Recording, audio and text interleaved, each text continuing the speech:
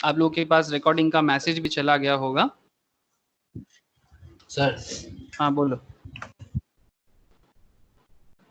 Yes question था बोलो PPC के लिए। मृत्युंजय। हाँ पीपीसी में जो पीपीसी, हाँ प्रोडक्शन पॉसिबिलिटी का।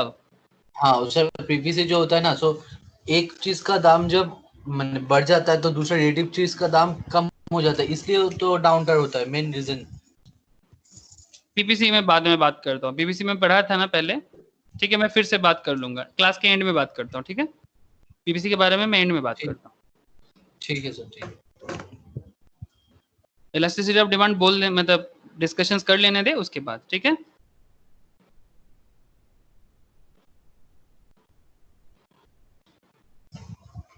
स्क्रीन शो हो रहा है ना?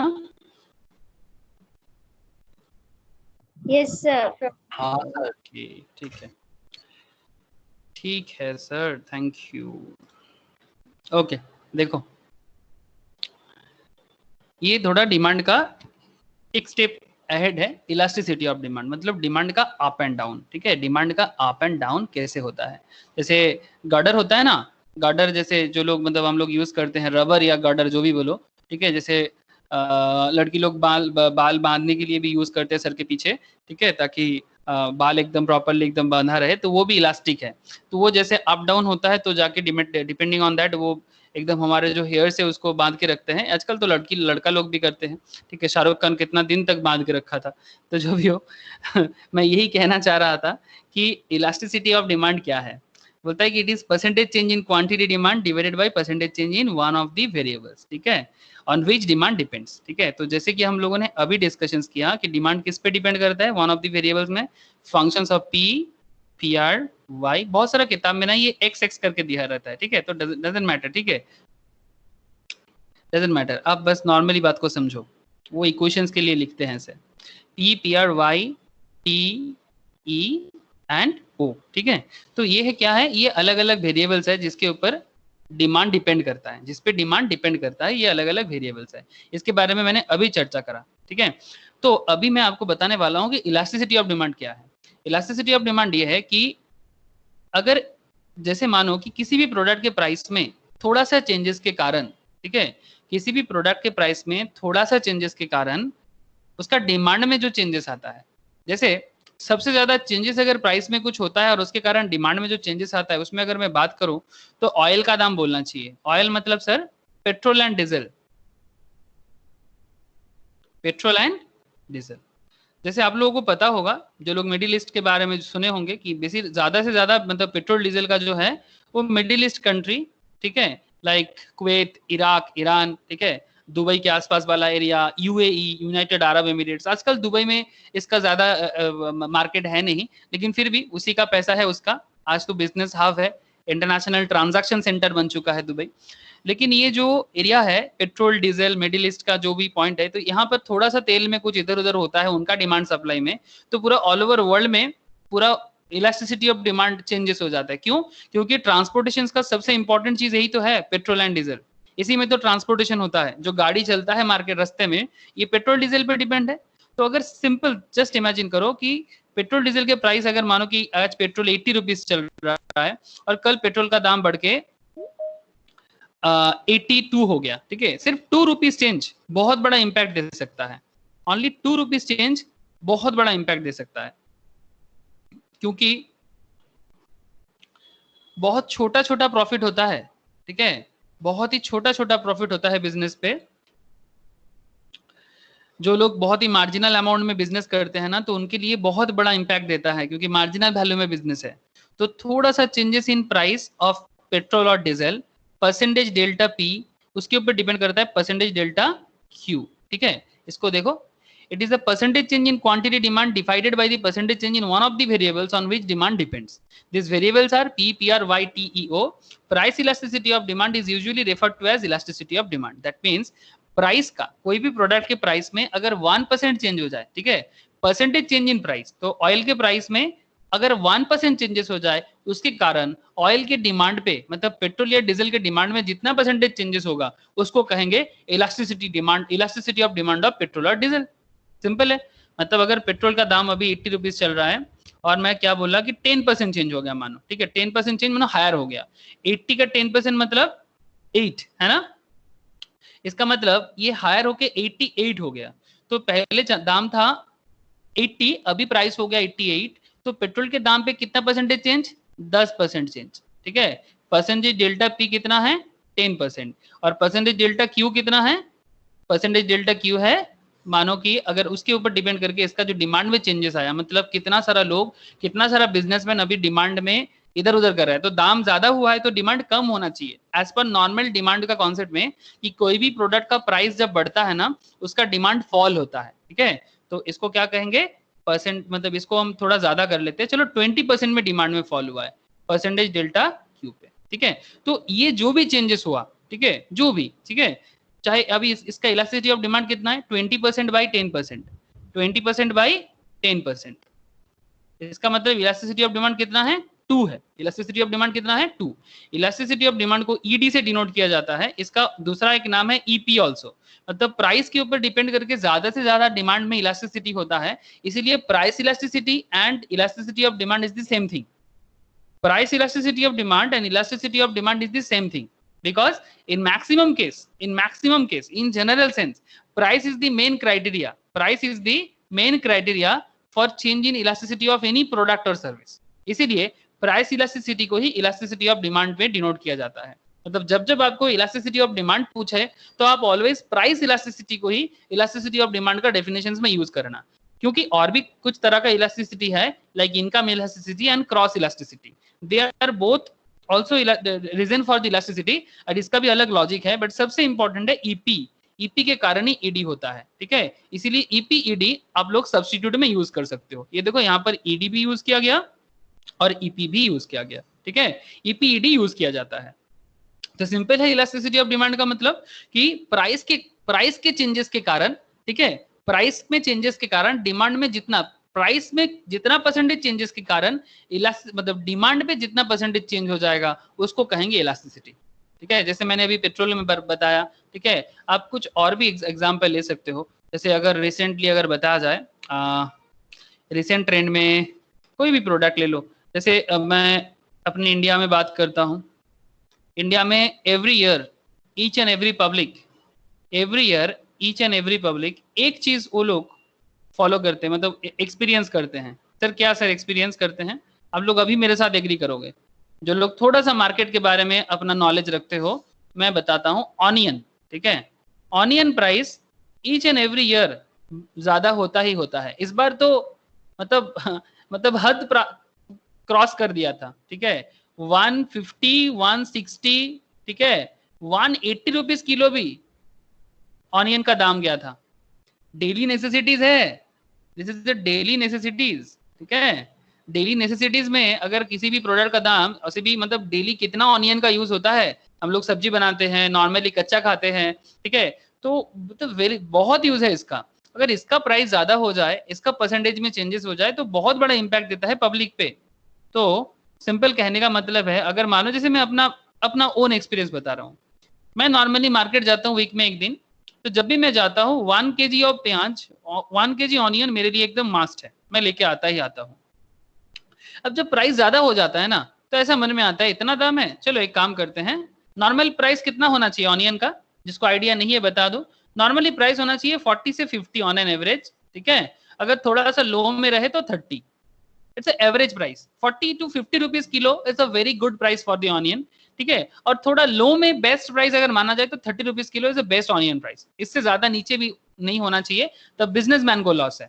ये मैं सप्लाई में बताऊंगा आपको कि लो कॉस्ट ज्यादा होने में बिजनेसमैन को बहुत दिक्कत हो जाएगा, तो एक एडजस्टमेंट करके चलना चाहिए। वो एडजस्टमेंट को भी हम लोग सीखेंगे, मार्केट बोल के एक चैप्टर आएगा, ठीक है, प्राइस और सप्लाई के बीच में किस तरह से कोई भी प्रोडक्ट का दाम तय होता है, मतलब how to determine the price of any product, ठीक है, it's a very interesting thing, तो आगे चर्चा होगा उसमें। तो बेसिकली मेरा कहने का मतलब यही है कि 50 रुपीज किलो जहां इसका दाम था, ₹50 का ऑनियन का दाम था, वहां से कहां चला गया 150 में। तो जस्ट देखो इसका प्राइस में चेंजेस, तो इसका डिमांड में कितना इलास्टिसिटी हो सकता है। मतलब जो लोग पोर हैं उनका तो क्या बताए सर, पोर भी ऑनियन बहुत यूज करते हैं, कौन यूज नहीं करता। तो पोर आदमी बोलेगा भाई एक प्याज दे दो, 1 ऑनियन ऑनली, एटलीस्ट बस देख देख के मर जाएंगे, लेकिन हम प्याज तो नहीं खा सकते। क्यों? एक डेली जो वेजर है, daily Vaser in India per day 150 उनका इनकम है, पर डे का 150 इनकम है। अगर वो 150 इनकम से 150 का प्याज ऑनियन परचेस कर लेगा, then how can that person will survive? Can you imagine please? Onion जैसा इतना डेली नेसेसिटी वाला प्रोडक्ट, हेलो आप लोगों को समझ में आ रहा है ना पॉइंट? हाँ, ऑनियन जैसा इतना नेसेसिटी वाला सब्जेक्ट मतलब सब्जी है जो 150 एक वेजर का डेली इनकम है इंडिया में। Seriously I am not joking, 150 daily Vaser का इनकम है। वो अगर 150 रुपीज करके ऑनियन परचेस करेगा तो उसके लिए तो ये बहुत बड़ा लग्जरी प्रोडक्ट हो जाएगा। तो इसके लिए उसके लिए 1 ऑनियन बहुत है, बोलेगा भाई देख देख के मर जाएंगे, इससे ज्यादा तो कुछ नहीं हो सकता। तो आप जस्ट इमेजिन करो, तो इसका जो डिमांड था वो तो कम हो गया, मतलब परसेंटेज चेंज इन डिमांड जो है ना, मतलब वही मैं डेफिनेशन जो बता रहा था आपको, इलास्टिसिटी ऑफ डिमांड का डेफिनेशन क्या है? Percentage delta Q divided by percentage delta P. Price पे चेंजेस कितना था? 50 से चेंज होके हुआ था 150। परसेंटेज कर लो आप लोग, ठीक है? 50 को नीचे देके 150 को ऊपर दो, आपको पता चल जाएगा कितना परसेंटेज है, ठीक है? मतलब करीब करीब 100% के ऊपर इसमें प्राइस में चेंजेस, ठीक है? और अगर डिमांड में चेंजेस मानो कि 50% लोग लेना बंद कर दिया, डिमांड मार्केट में गिर गया, तो हम बोल सकते हैं कि 50/100 मतलब 0.5 इलास्टिसिटी ऑफ डिमांड जो है 1 से डिनोट होता है। अगर 1 है तो इक्वली इलास्टिक, मतलब डिमांड एकदम यूनिट इलास्टिक है। अगर 1 से कम है तो हम लोग बोलेंगे कि इलास्टिसिटी ऑफ डिमांड क्या है? लेस देन यूनिट इलास्टिक, ठीक है? ये क्या है ये मैं आपको बाद में बताता हूँ, लेस देन यूनिट इलास्टिक। बस अभी आप इतना समझ लो कि कोई भी चीज का मेजरमेंट करने का एक जरिया होता है, ठीक है? वो तरीका क्या है? किसी भी चीज को, जैसे कोई चीज को केजी में डिनोट किया जाता है, किसी को ग्राम में होता है, ठीक है? कोई चीज केजी में होता है, क्या है? यूनिट है ना? ये यूनिट है। कोई चीज लीटर में होता है, कोई चीज हेक्टर में होता है, ऐसे करके अलग अलग होता है। तो हेक्टर हो गया, लीटर हो गया, केजी हो गया, ग्राम हो गया। जब आपको कोई पूछे कि इलास्टिसिटी कैसे मेजर होता है, तो आप क्या बताओगे जानते हो? आप बताओगे 1 से मेजर होता है। 1 इज द मेजरमेंट क्राइटेरिया, ठीक है? 1 is the measurement criteria for the elasticity. 1 से मेजर होता है इलास्टिसिटी। अब यही 1 से अगर ज्यादा हो तो क्या बोलेंगे? अगर 1 से ज्यादा मतलब ग्रेटर देन 1 मतलब more than elastic, more than elastic, ठीक है? मैं आपको दिखाता हूं, ठीक है? सिंपल है, एकदम बेसिक। आई थिंक आप लोगों को इलास्टिसिटी क्या है ये एक आइडिया आपको मिल गया, रिविजन्स भी हो गया।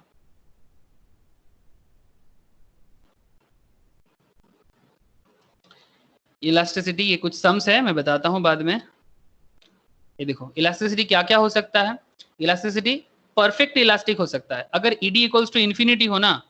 अगर ईडी इक्वल्स टू इन्फिनिटी मतलब इलास्टिसिटी हो ही जाता है, तब उसको इलास्टिसिटी इक्वल्स टू इन्फिनिटी मतलब परफेक्ट इलास्टिक। इसके ऊपर भी मेरा मैं बैकअप दूंगा, मेरा मतलब ऑलरेडी मेरा ये क्या हुआ है मैं आपको बता दूंगा बाद में।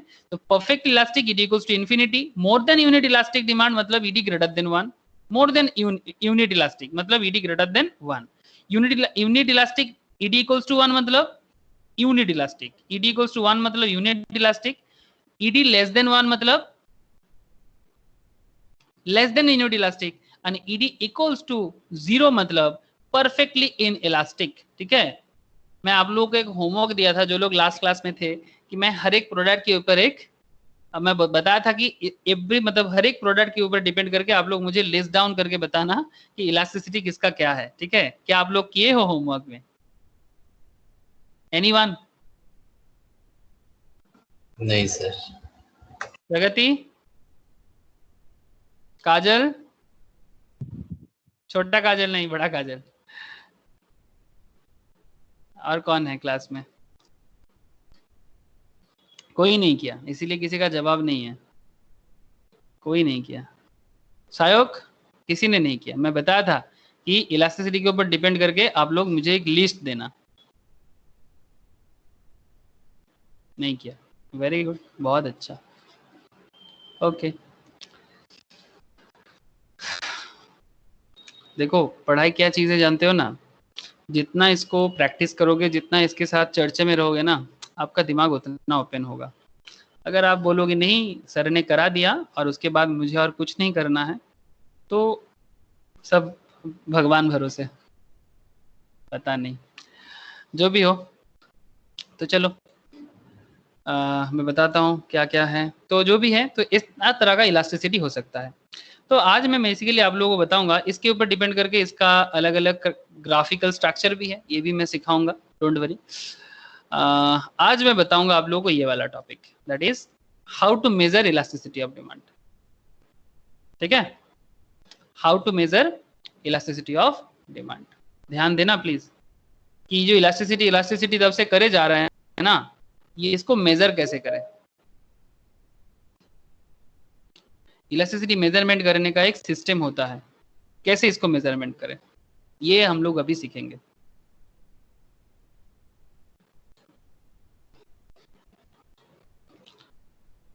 मेजरमेंट ऑफ, ध्यान से सुनना, बहुत ही धीरे धीरे बताऊंगा, डोंट वरी।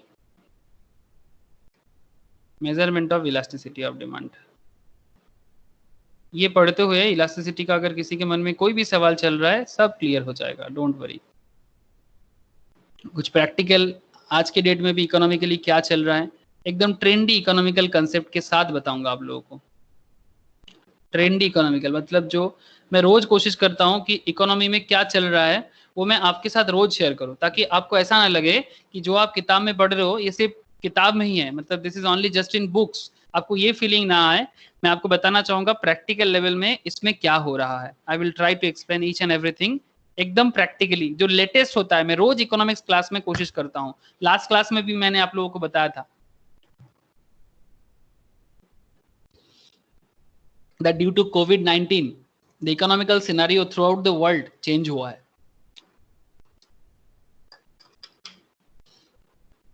उसमें आप लोगों ने देखा था जैसे अलग अलग सेक्टर वाइज कौन सा प्रोडक्ट का मार्केट आ रहा है, कौन सा मार्केट प्रोडक्ट का मार्केट जा रहा है, कौन सा मार्केट उतना अच्छा खास नहीं कर पा रहा है। मैं बताया था लास्ट क्लास में, वो वीडियो शेयर कर लूंगा आप लोगों से, जो मिस किया है या जिसका हुआ नहीं है आप लोगों को देखना, बहुत अच्छा लगेगा आपको कि क्या क्या हुआ हो रहा है मार्केट में। मतलब एकदम, मतलब जो आप लोग किताब में पढ़ रहे हो ना उसका एकदम डिट्टो, ठीक है, डिट्टो प्रेजेंटेशंस एकदम रियल लाइफ के साथ। ठीक है, चलो मेजरमेंट सीखते हैं सर, मेजरमेंट सीखते हैं, how to measure elasticity of demand. चलो मेजरमेंट हमें सीखना है, मेजरमेंट। ओके देखो, मेजरमेंट ऑफ प्राइस इलास्टिसिटी क्या है, जैसे कि मैं पहले भी बताया था आप लोगों को, इलास्टिसिटी मेनली 3 तरह का होता है। ठीक है, एक प्राइस इलास्टिसिटी, एक क्रॉस इलास्टिसिटी और एक income elasticity. Mainly there are 3 types of elasticity. ठीक है, mainly there are 3 types of elasticity. One is called price elasticity, this one income elasticity and cross elasticity. ठीक है, उसमें हम लोग मेनली चर्चा करेंगे इस पे, बिकॉज यही प्राइस इलास्टिसिटी है जिसको हम लोग इलास्टिसिटी ऑफ डिमांड कह सकते हैं। मतलब you can easily replace EP equals to ED, is the same thing, because कोई भी प्रोडक्ट का डिमांड सबसे ज्यादा अगर चेंजेस या डिपेंड होता है दैट इज उसके प्राइस पे।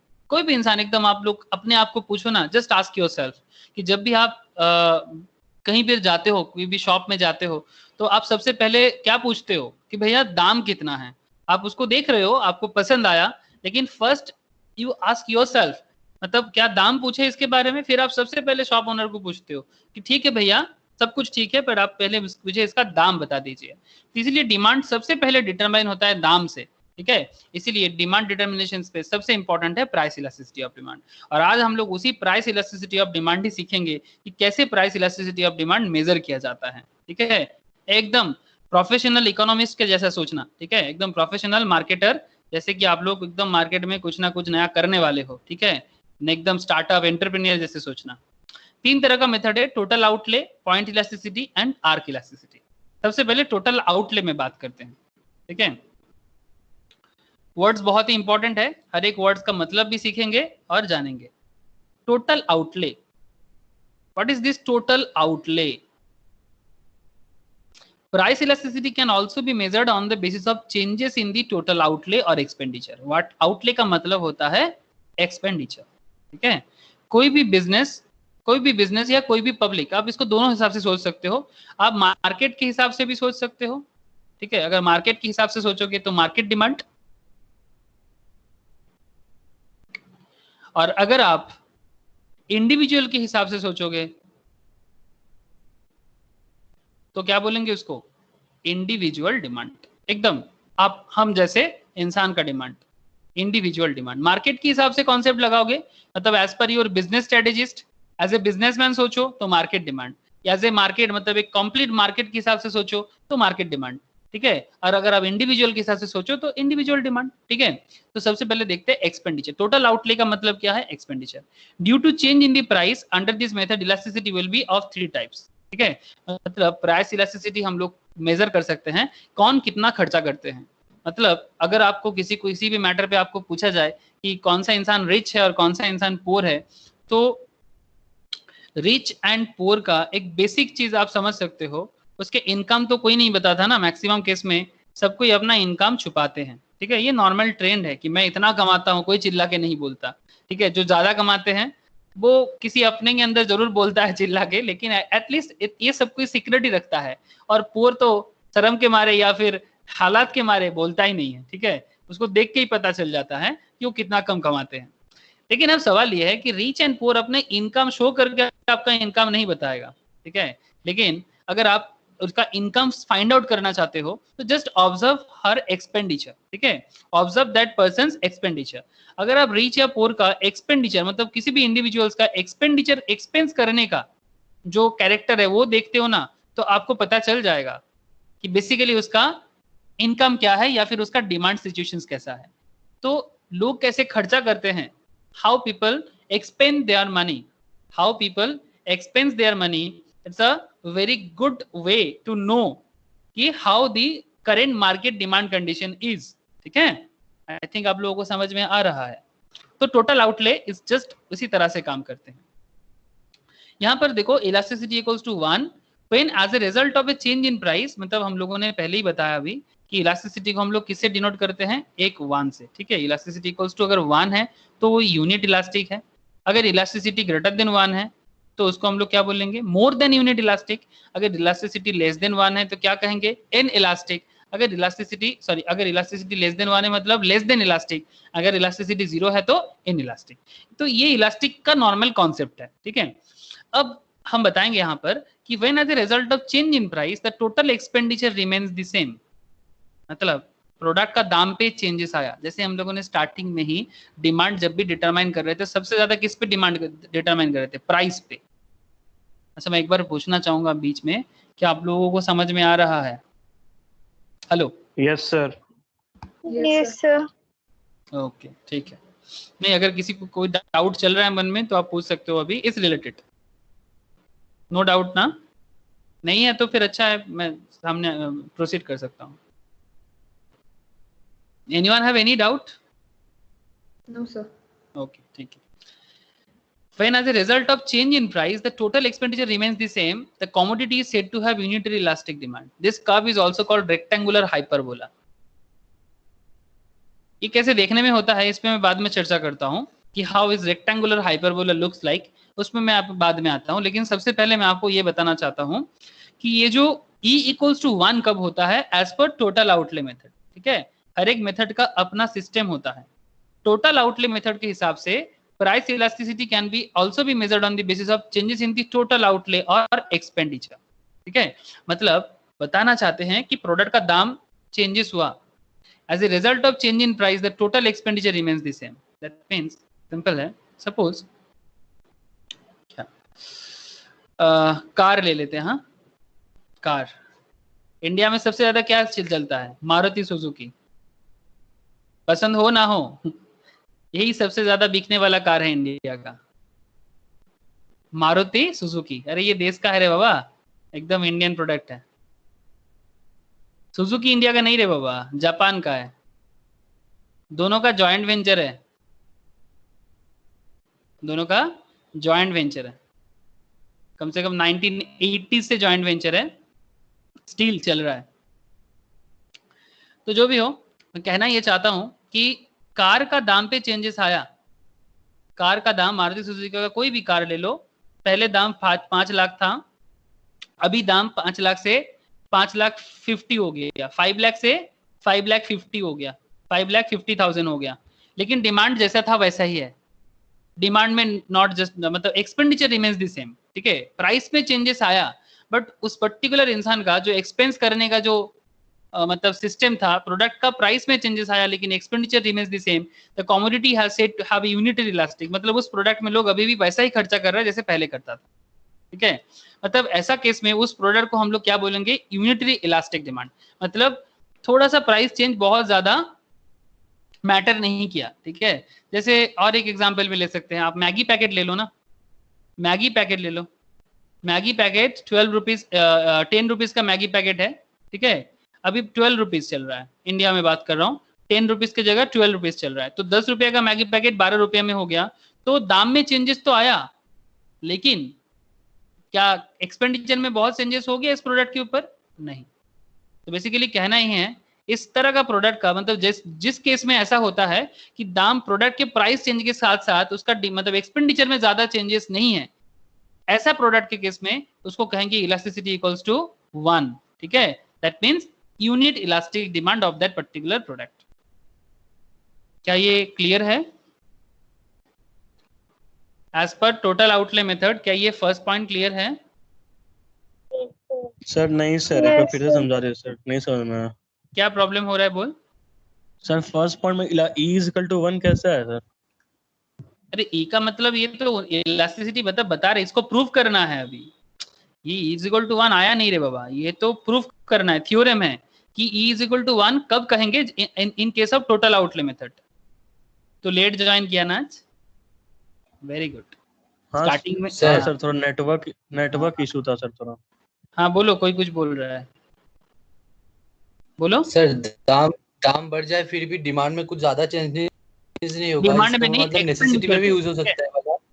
हाँ मतलब बात सही है आपका, हाँ। कि प्राइस इधर उधर हो सकता है, मतलब 12 रुपीज का प्रोडक्ट है, वो 12 से 14 हो सकता है या 12 से 10 हो सकता है, ठीक है, चेंजेस कुछ भी हो सकता है। As a result of change in price the total expenditure remains the same on that particular commodity, मतलब उस पर दाम चेंजेस हो जाए। नॉर्मली नेसेसिटी प्रोडक्ट में ऐसा होता है, अगर मैं बोलूं तो ये नेसेसिटीज में होते हैं। चावल का दाम 50 रुपीज किलो से 55 रुपीज हो जाता है, तो क्या आप मार्केट में पहले अगर 1 किलो चावल लाते थे, तो क्या अब 55 हो गया तो क्या आप 700 ग्राम चावल लाते हो? ऐसा तो नहीं ना। नॉर्मली नेसेसिटीज के केस में, टोटल आउटले मेथड में, नेसेसिटीज गुड्स के केस में ऐसा ज्यादा होता है कि दाम चेंजेस के साथ भी उसका डिमांड में, मतलब आप उस पर्टिकुलर प्रोडक्ट में आपका जो एक्सपेंस करने का जो कैरेक्टर है, आपका एक्सपेंस करने का जो इच्छा है, वो ज्यादा चेंजेस नहीं होता नॉर्मली इन केस ऑफ। मतलब दाम चेंज होगा तो सर क्वांटिटी लेकिन मेरा कम नहीं होगा, उतना ही रहेगा। हाँ, दाम चेंज होगा तो आप पहले जितना परचेस करते थे अब उतना ही परचेस करोगे, उसमें ज्यादा चेंजेस आप नहीं करोगे। बात समझ में आ रहा है? ठीक है। इस केस में, ऐसा केस में, in case of total outlay method, in case of total outlay method, उस पर्टिकुलर प्रोडक्ट का इलास्टिसिटी क्या हो जाएगा? इलास्टिसिटी इक्वल्स टू हो जाएगा 1, ठीक है। But sir, when it's needed, then only we can buy that. Obviously, when it's needed, then only you buy, ठीक है। But Otherwise, we can buy less than that. नहीं, you cannot buy less than that. ध्यान से सुनना please, ठीक है, please concentration से सुनना। आपको जब नेसेसिटीज है तभी आप ऑब्वियसली परचेस करोगे, लेकिन यहाँ पर एक क्वेश्चन है कि, सवाल सुनो, क्वेश्चन क्या है कि 1 किलो राइस, नेसेसिटी से राइस, ठीक है, या फिर वेट, जो भी आपको पसंद है, 1 किलो राइस और वेट, मार्केट में प्राइस चल रहा है 50 रुपीज करके, ठीक है, ₹50 करके चल रहा है। आपको पता चला मार्केट में जाके कि मार्केट में 50 रुपीज से इसका दाम हो गया 55 और 60। यहाँ क्वेश्चन ये है कि जब राइस का दाम, नॉर्मल डिमांड क्या कहते हैं, नॉर्मल लॉ ऑफ डिमांड क्या कहते हैं?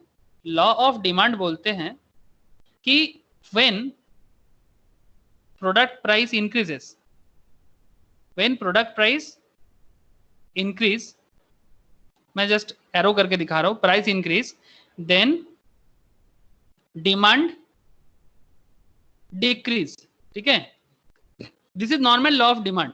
लेकिन यहां पर क्या है कि जो नेसेसिटी गुड्स है हमारा, ठीक है, ऑब्वियसली जब जरूरत है तभी परचेस करेंगे, लेकिन जब जरूरत है तभी परचेस करने जा रहे हैं, ठीक है, मुझे राइस चाहिए, जब जरूरत हुआ तभी मैं राइस परचेस करने जा रहा हूँ कि घर में राइस खत्म हो गया, अब मुझे मार्केट से राइस लाना है।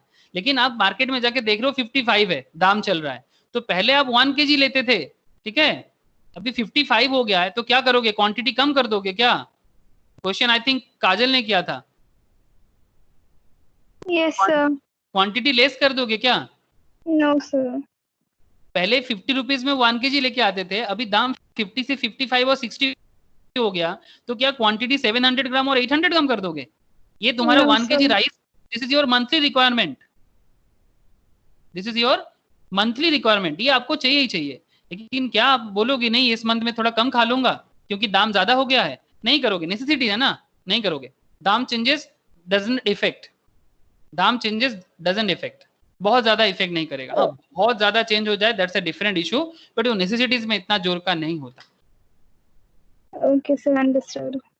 ओके, तो ये है टोटल आउटले मेथड का बेसिक पैटर्न, जिसमें E इक्वल्स टू 1 रहते हैं, E इक्वल्स टू 1 तभी रहते हैं। और ऐसा केस में ग्राफिकल प्रेजेंटेशन एक होता है रेक्टेंगुलर हाइपरबोला, इसको मैं आपको नेक्स्ट बताऊंगा, ठीक है, नेक्स्ट क्लास में इसके बारे में मैं चर्चा कर दूंगा रेक्टेंगुलर हाइपरबोला कैसे होते हैं, लेकिन अभी मैं फोकस इसी में रखना चाहता हूँ।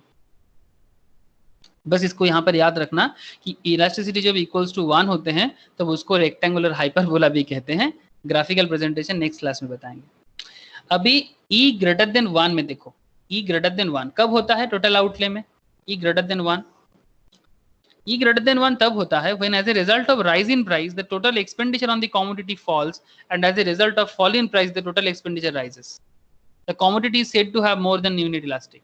ध्यान से देखना, when as a result of rise in price, product का जो प्राइस है, प्राइस सपोज मैं क्या बताया, प्रोडक्ट का प्राइस 100 था, ठीक है, as a result of rise in price the total expenditure on the commodity falls, ठीक है, पहले दाम 100 था, अभी दाम राइज होके 150 हो गया, ठीक है, तो automatically total expenditure on the commodity fall हो गया क्योंकि दाम ज्यादा हो गया, पहले हम जितना लेते थे अभी कम ले रहे हैं, ठीक है, जैसे ऑनियन के केस में हुआ था क्योंकि बहुत ज्यादा हो गया था, ठीक है, या फिर कोई और प्रोडक्ट भी ले सकते हो, पहले 100 था, मैं पहले जितना लेता था अभी उससे कम खर्चा कर रहा हूँ उस पर्टिकुलर प्रोडक्ट पे।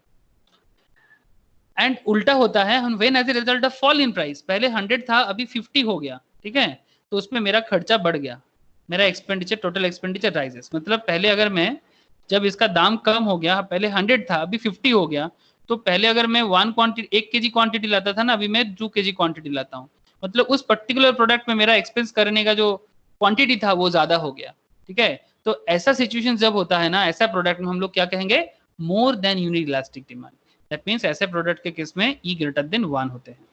और E लेस देन 1 कब होते हैं? When as a result of rise in price, the total expenditure on the commodity rises, and as a result of fall in price, total expenditure falls. मतलब जब दाम बढ़ेगा तब एक्सपेंस भी बढ़ेगा और जब दाम कम होगा तब एक्सपेंडिचर भी फॉल करेगा। The commodity has less than unit elastic demand.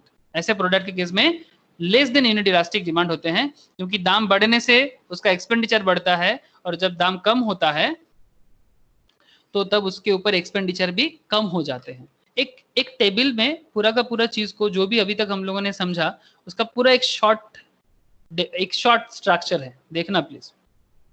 E equals to 1 कब है? जब प्राइस चेंज एक्सपेंडिचर में इफेक्ट नहीं करता, चाहे प्राइस अप एंड डाउन कुछ भी हो जाए, डजंट मैटर इन एक्सपेंडिचर, इसलिए नो रिलेशन।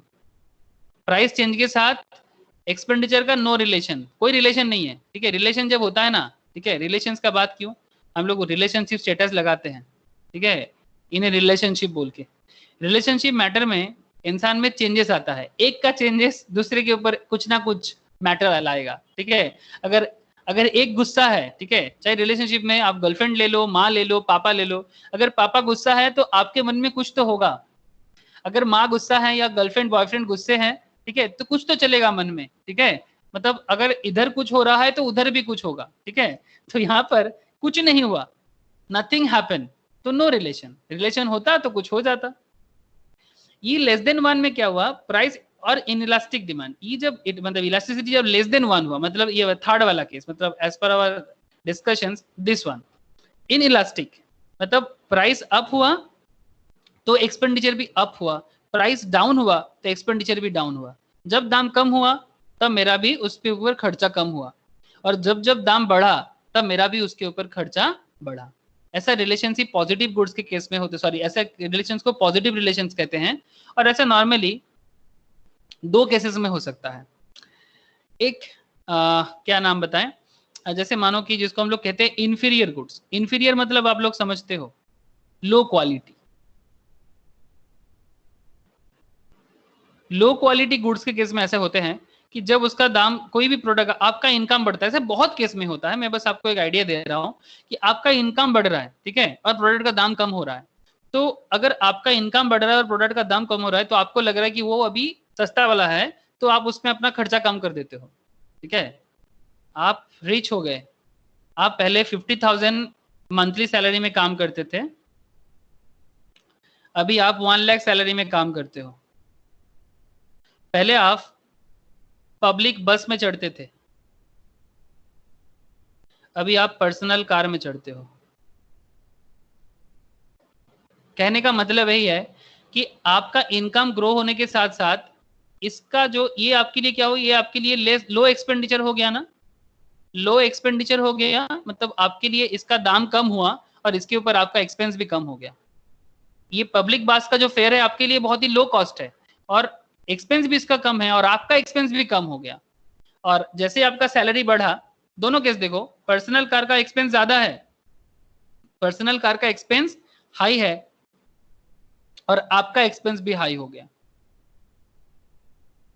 हुआ ना। समझ में आया? ये इनइलास्टिक मतलब ये ज्यादा इनइलास्टिक है, मतलब ये कम बढ़ता है, मतलब इसमें ना अप एंड डाउन कम है। इनइलास्टिसिटी का मतलब क्या, अप एंड डाउन कम है, अप तो अप डाउन तो डाउन। मतलब जैसे एक गडर को हाथ में पकड़ो ना, एक कोई भी गडर या रबर को हाथ में पकड़ो, तुम उसको खींचते रहोगे तो वो खींचते जाता है, वो अप डाउन नहीं होता है, ठीक है। मतलब एक बार बढ़ना एक बार कम होना, इसको कहते हैं इलास्टिसिटी। जब वो कॉन्सेप्ट उसमें नहीं रहता है ना, ठीक है, एक गडर जो होता है ना, ऐसे देखने में होता है नॉर्मली गडर, ठीक है, इसमें थोड़ा डिजाइन दे देता हूं मैं, ठीक है। अब इसको तुम बढ़ा रहे हो बढ़ा रहे हो बढ़ा रहे हो, ये बढ़े जा रहा है, ठीक है, या फिर तुम कम कर रहे हो कम कर रहे हो कम कर रहे हो, कम ही हो जा रहा है, ये वापस आके अपना स्ट्रक्चर में नहीं आ रहा है, दैट मीन्स ये इनइलास्टिक है, ठीक है। तो जब जब ऐसा होता है कोई भी चीज में बढ़ जा रहा है, जैसे यहाँ पर क्या हुआ, एक्सपेंस आपका बस में चढ़ने का एक्सपेंस आपका कम हो रहा है क्योंकि आप रिच हो रहे हो, तो उस पर आपका एक्सपेंस कम होते जा रहा है, तो आपके लिए क्या बन रहा है, आपके लिए वो इनइलास्टिक बन रहा है। पर्सनल कार, आपका इनकम बढ़ रहा है, इसके ऊपर प्रति आपका खर्चा बढ़े जा रहा है ना, पर्सनल कार में आपका एक्सपेंडिचर बढ़े जा रहा है। इनइलास्टिक, इसमें अप तो अप डाउन तो डाउन। समझ में आ रहा है?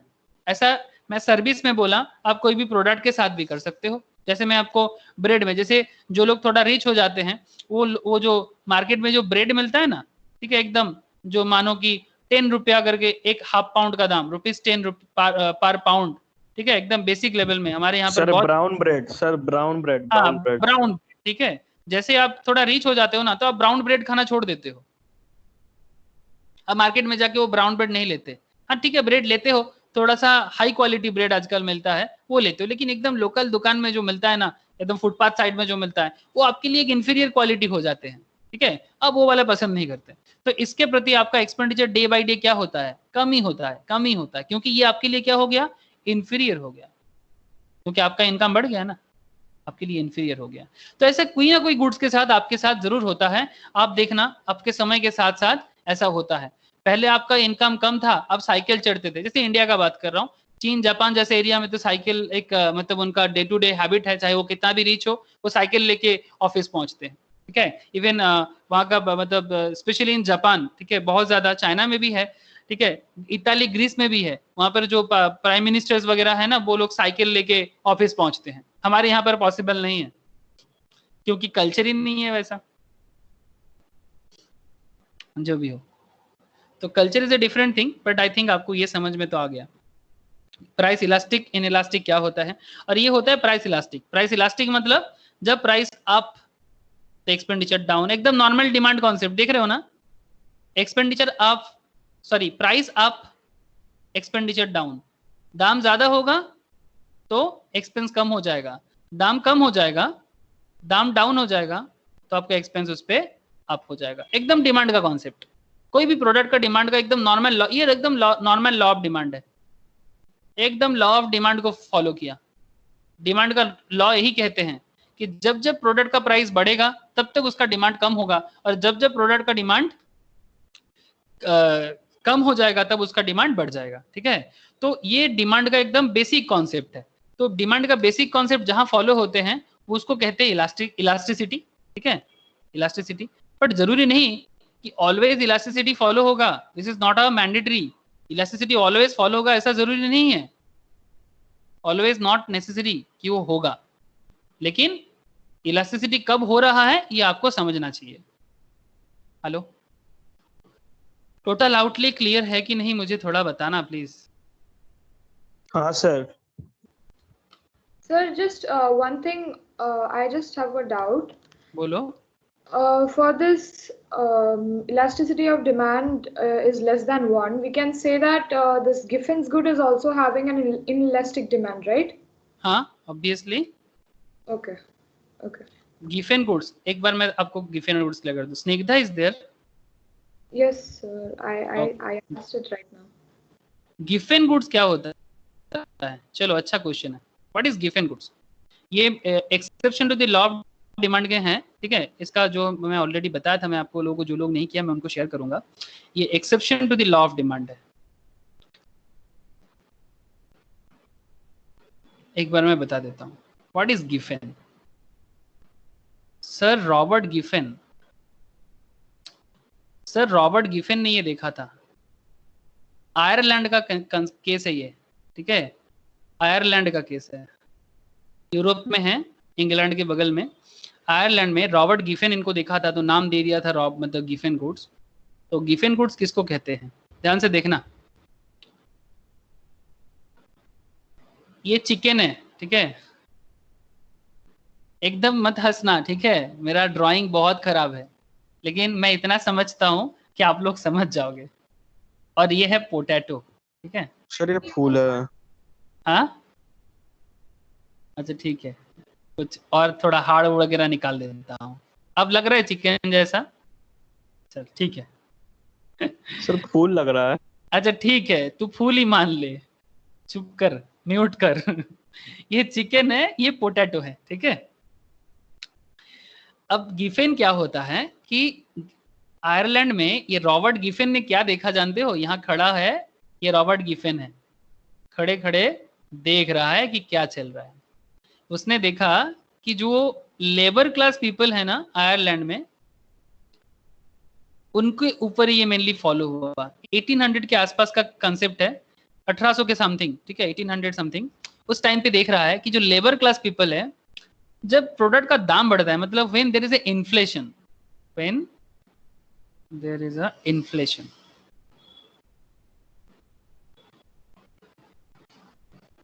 जब इन्फ्लेशन का मतलब क्या? महंगाई।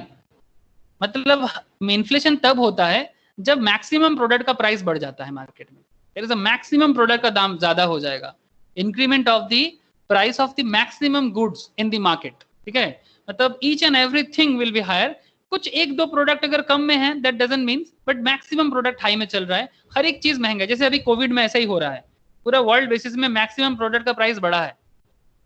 कोविड-19 में ऐसा ही हुआ है, इन्फ्लेशन बहुत हाई हो रहा है अभी, क्योंकि प्रोडक्शन लेवल बहुत खराब है। लेबर लोग अपने अपने जगह से अपने नेटिव में चला गया, तो फैक्ट्री वगैरह बंद पड़ा है, तो ऑब्वियसली प्रोडक्शन नहीं है, फैक्ट्री बंद है, तो सप्लाई डिमांड में एक गैप हो जाएगा ना।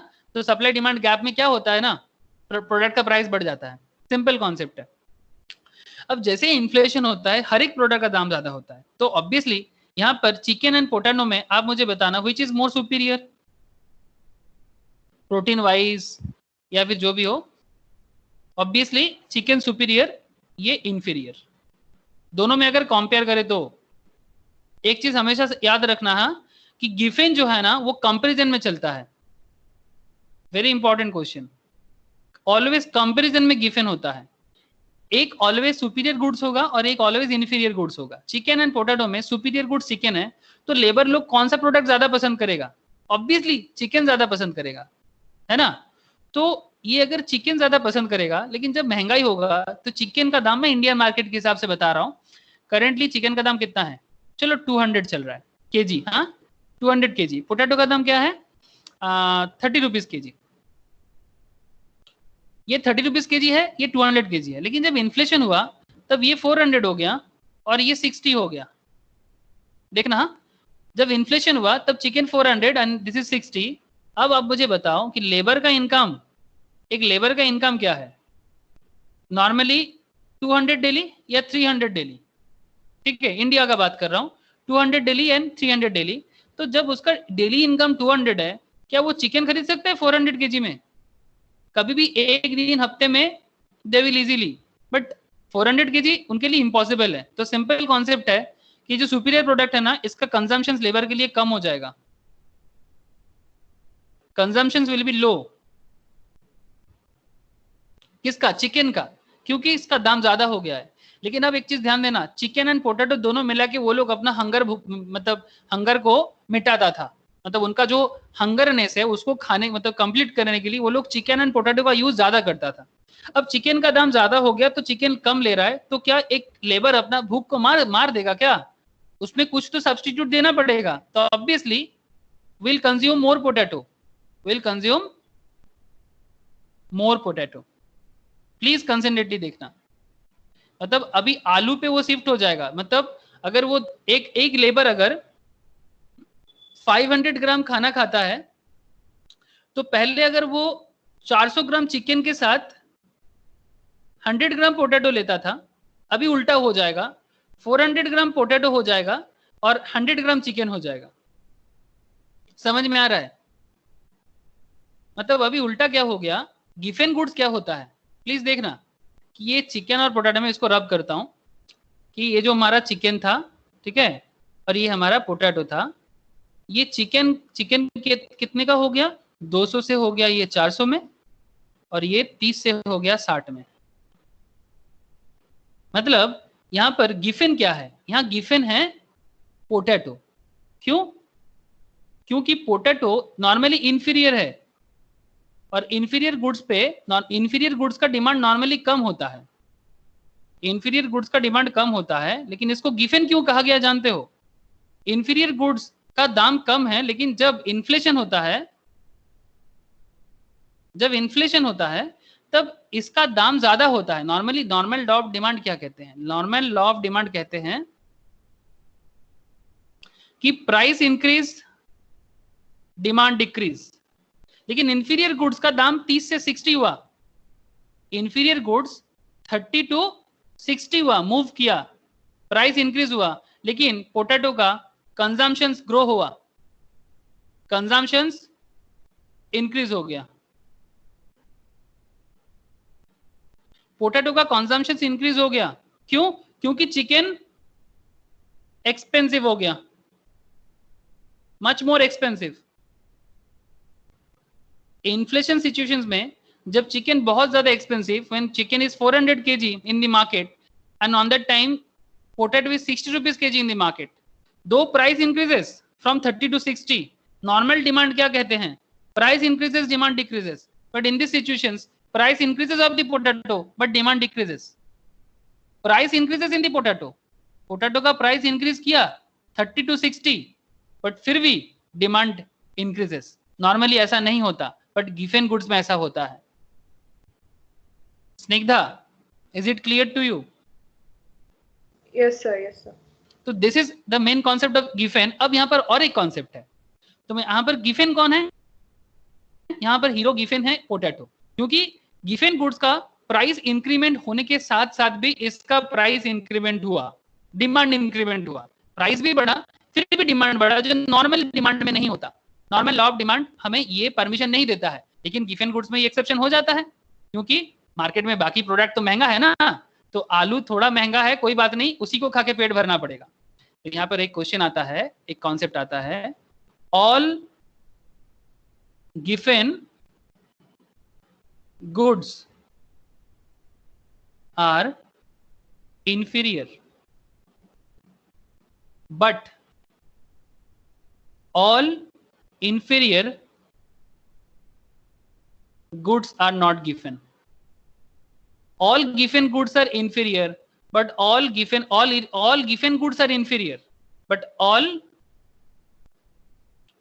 inferior goods are not given,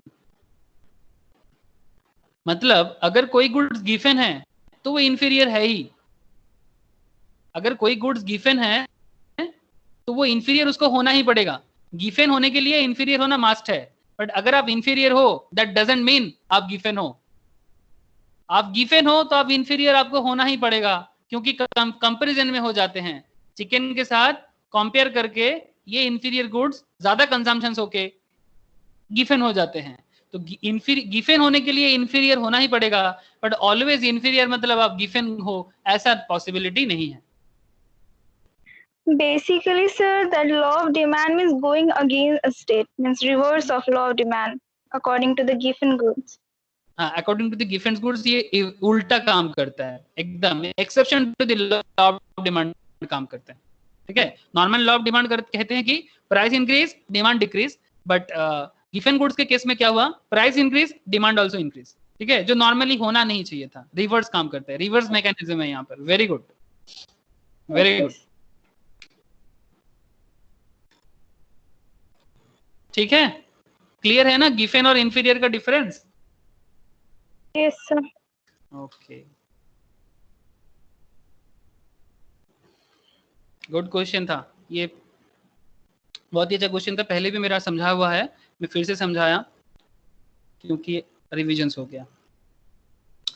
okay, एक दूसरा कॉन्सेप्ट में आते हैं। हाँ, कॉन्सेप्ट क्या है? टोटल आउटले तो समझ में आया सर, है ना। अब बात करेंगे इलास्टिसिटी डिटरमाइन करने के लिए एक कॉन्सेप्ट है point elasticity. It's very famous, सबसे पॉपुलर इलास्टिसिटी मेजरमेंट कॉन्सेप्ट है, सबसे पॉपुलर है। ठीक है, और एक है पॉपुलर, ये भी एक वन ऑफ द पॉपुलर है, पॉइंट इलास्टिसिटी। आप लोगों को मेरा आवाज सुनाई दे रहा है? सबको ध्यान से सुनना please. Point elasticity of demand, ध्यान से सुनना।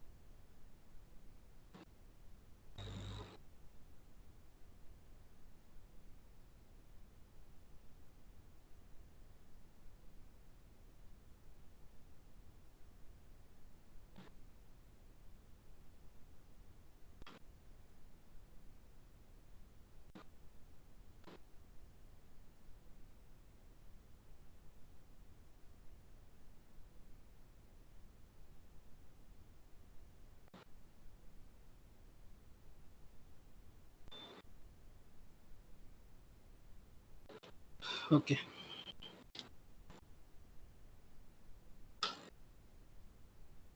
ओके, देखो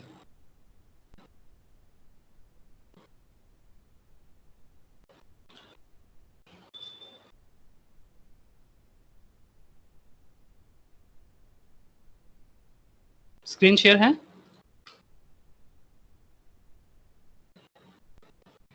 स्क्रीन शेयर है ना? Yes, sir. ओके, हाँ सर, हाँ ठीक।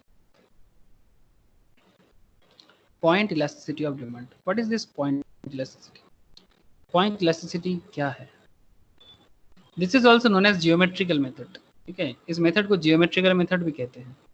This method is used when we have to find out elasticity at a point on the demand curve.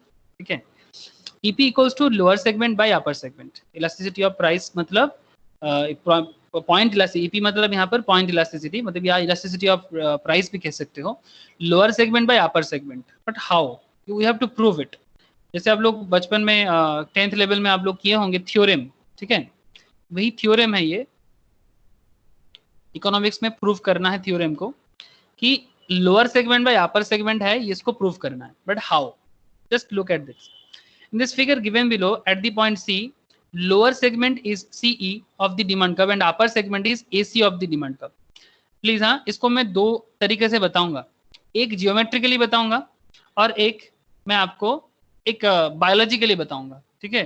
तो प्लीज ध्यान से सुनना, जियोमेट्रिकल वाला मुझे बताना ही है और बायोलॉजिकल वाला only for your understanding purpose, ठीक है, ताकि आप कभी ना भूलो, ठीक है।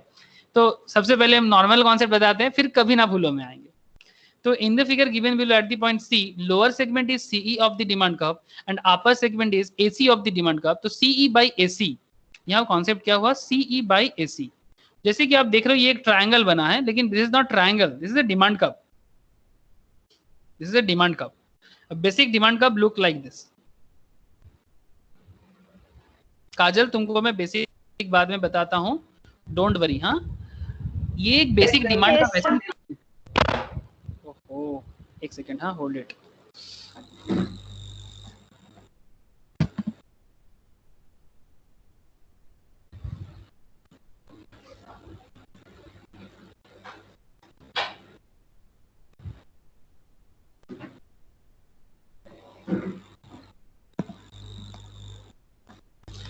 एक बेसिक डिमांड कर्व देखने में ऐसा ही होता है।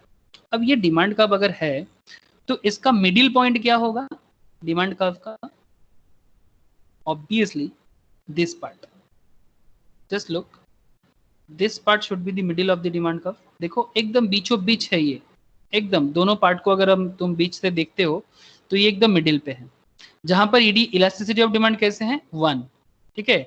ऊपर जाओगे तो ग्रेटर देन होगा, इनफाइनाइट होगा, नीचे जाओगे तो लेस देन होगा या फिर इक्वल्स टू 0 होगा, ठीक है। तो जैसे अगर हम मिडिल में है तो इलास्टिसिटी ऑफ डिमांड क्या है लाइन का, ये demand curve ED equals to 1 है, जैसे हम लोग अभी बार बार बात कर रहे थे ईडी इक्वल्स टू 1 पे, ठीक है। तो बीचों बीच है, तो यार यहाँ पर क्या है CE by AC, मतलब CE मतलब दिस पार्ट, हाँ, C मतलब this part, C and E, this C and E, CE by AC। AC क्या बोला, lower segment by upper segment, मतलब लोअर सेगमेंट मतलब CE को ऊपर रखो एंड अपर सेगमेंट मतलब US को नीचे रखो, मतलब AC AC AC, ओके, ठीक है, एकदम घबराने का बात नहीं है। तो CE by AC equals to 1, obviously अगर आप कोई भी पार्ट को एक टोटल एक ऐसा एक लाइन को अगर बीचों बीच आप देखते हो तो ऑब्वियसली वो टोटल में क्या होगा 1 होगा, है ना। ये दोनों साइड को जोड़ोगे तो बीचों बीच क्या हो जाएगा 1 होगा, तो एग्जैक्टली वही हुआ CE by AC equals to 1।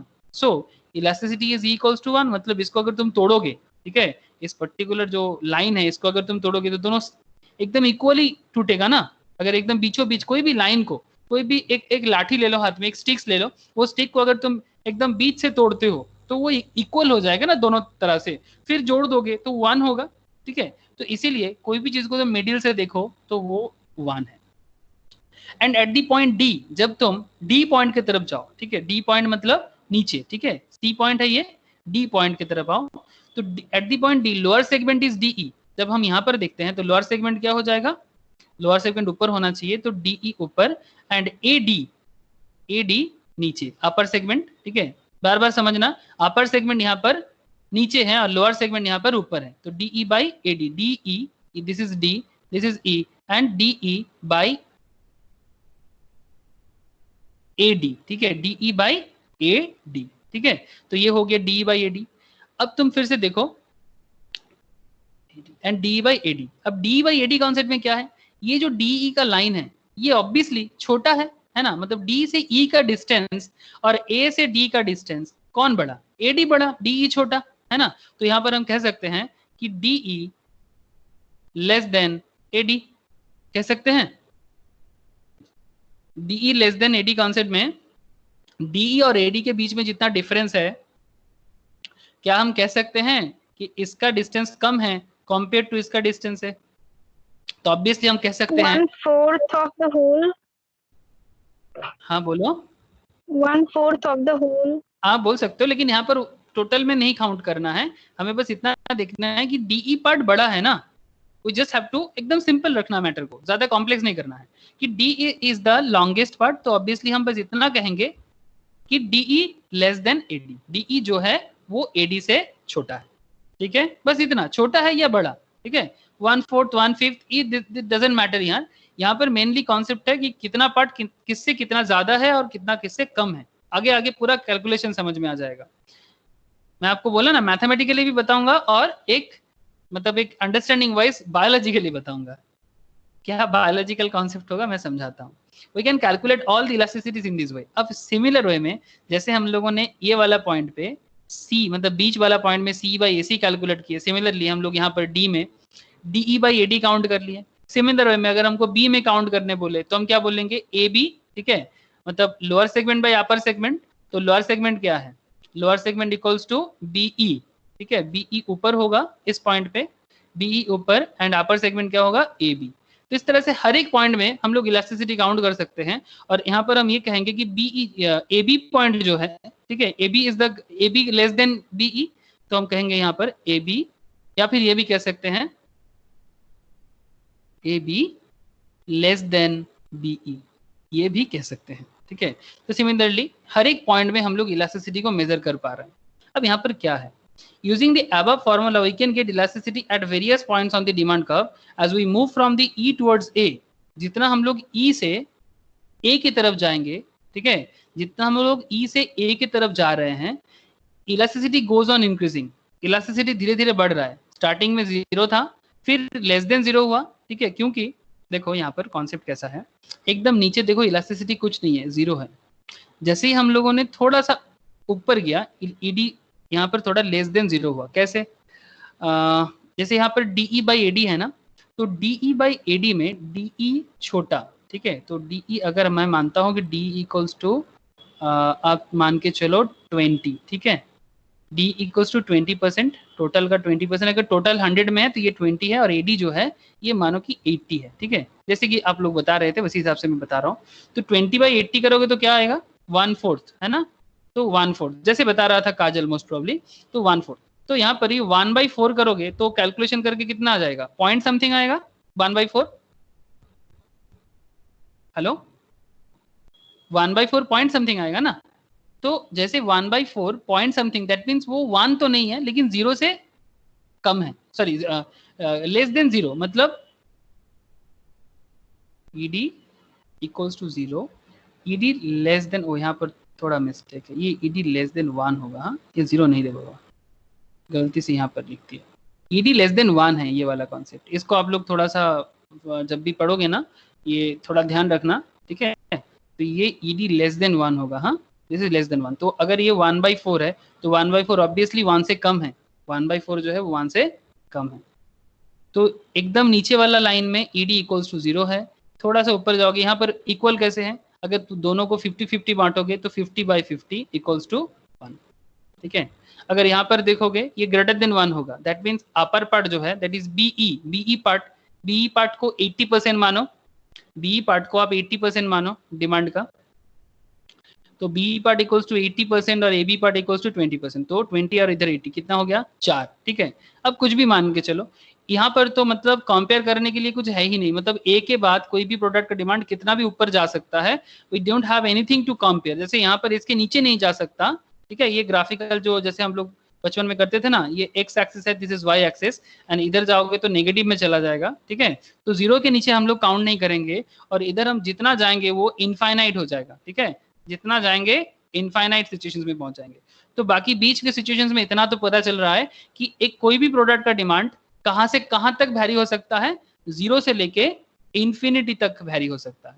कोई भी प्रोडक्ट का डिमांड 0 से लेके इनफाइनाइट तक जा सकता है, ठीक है। तो it is equal to 1, and मतलब बीच में 1 है, जितना ऊपर जाएंगे 1 से ज्यादा होगा, ग्रेटर देन 1 इनफाइनाइट, जितना नीचे आएंगे less than 1 and 0, 0 is the last point. तो हम यहां से ये प्रूव कर सकते हैं कि in the point elasticity lies between 0 to infinity. In the point elasticity lies between 0 to infinity. Sir इसको आप क्या और एक मेथड समझा रहे थे, मैं समझाता हूँ, जस्ट मिनट। तो ये जो 0 to infinity का कॉन्सेप्ट था, इसको मैं थोड़ा आपके लिए और आसान करता हूँ, लेकिन मुझे ये बताना ही था, ये जो जियोमेट्रिकल मेथड है ये एकदम सिंपल है कि हमें बस ये प्रूव करना था कि पॉइंट इलास्टिसिटी में आपको बस इतना प्रूव करना है कि यहाँ पर क्वेश्चन ऐसा आता है, prove that elasticity of demand, elasticity of the demand curve, elasticity of the demand curve मतलब एक कोई भी प्रोडक्ट का डिमांड कर्व, कोई भी प्रोडक्ट हो उसका डिमांड कर्व 0 to infinity होता है, 0 to infinite होता है। तो अगर आपको इसको प्रूव करना है तो आपको इस तरह से ग्राफिकली जियोमेट्रिकली प्रूव करना होगा। तो उस केस में आपको क्या करना होगा, मिडिल पॉइंट को आपको ed = 1 करना है। एक पॉइंट का नाम यहाँ पर C चूज किया गया है, आप नाम अपने मर्जी से दे सकते हो, x y z कुछ भी दे सकते हो। ed = 1 एकदम बीचों बीच एक पॉइंट करना है। फिर जितना आप अपर की तरफ देखोगे तो उसको ग्रेटर देन 1, फिर एकदम टॉप में, क्योंकि अपर में आप कितना भी दूर तक जा सकते हैं प्रोडक्ट का डिमांड, तो इनफाइनाइट। लेकिन 0 से नीचे जाएंगे, ये 0 इज द लास्ट एंड ये 1 है, ठीक है, ये 1 है। नीचे की तरफ आएंगे तो लेस देन 1 एंड देन 0। तो एक प्रोडक्ट का डिमांड अगर आप जियोमेट्रिकली देखें, ग्राफिकली जियोमेट्रिकली प्रेजेंट करें तो 0 से लेके मैक्सिमम इनफाइनाइट तक हो सकता है, इसी के अंदर ये घुमा फिरा करता है। अब इसको मैं दूसरा वे में आपको समझाता हूं। After that if anyone have any doubt in this point elasticity, आप मुझे बोलना, ठीक है। जियोमेट्रिकली थोड़ा धुंधला है, इसको मैं आपको एक दूसरा वे में बताता हूं।